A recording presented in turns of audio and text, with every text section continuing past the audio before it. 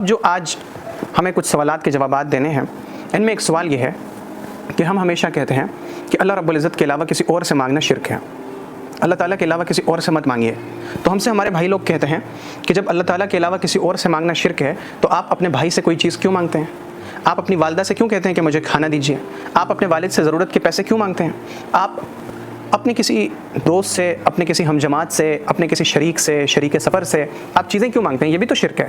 غیر اللہ سے مانگنا شرک ہے تو آپ دنیا کے لوگوں سے اپنی چیزیں کیوں مانگتے ہیں؟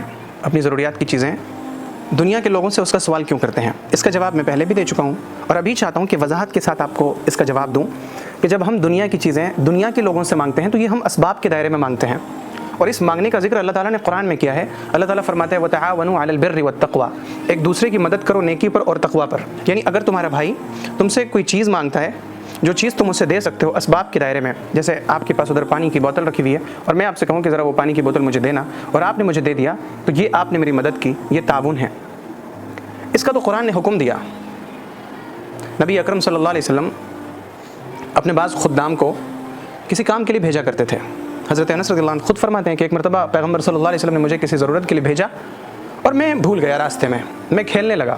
نبی اکرم صلی اللہ علیہ وسلم کچھ دیر کے بعد تشریف لائے تو آپ نے دیکھا مجھے کہ میں بچوں کے ساتھ کھیل رہا ہوں، تو آپ نے مجھے ڈانٹا نہیں، آپ نے مجھے جھڑکا نہیں۔ تو کیا پتہ چلا اس سے کہ نبی اکرم صلی اللہ علیہ وسلم بھی دنیا کے کام لوگوں سے کروا رہے ہیں۔ تو دنیا کا کام اگر ہم کسی سے لیتے ہیں یہ اسباب کے دائرے میں ہے، وہ مانگنا شرک ہے جس کا مالک صرف اللہ ہے۔ اولاد دینا، روزی دینا، بیماری سے شفا دینا، عافیت دینا، سکون دینا، آدمی کی مشکل کو دور کرنا، آسانیاں عطا کرنا، خوشیاں عطا کرنا، یہ سارے کام اللہ کے قبضے میں ہیں۔ اب جب اللہ کے قبضے میں ہے اور اب ہم یہ چیزیں کسی اور سے مانگتے ہیں، ہم جا کے کسی مزار پہ کہتے ہیں کہ مجھے اولاد نہیں ہے، 10 سال ہو گئے ہماری شادی کو، ہمیں اولاد دے دیجیے، یہ شرک ہے۔ آپ روزی کے لیے پریشان ہیں، آپ کی جاب نہیں لگتی، آپ جا کے کہیں پر کالا دھاگا باندھتے کسی درخت میں، یہ شرک ہے۔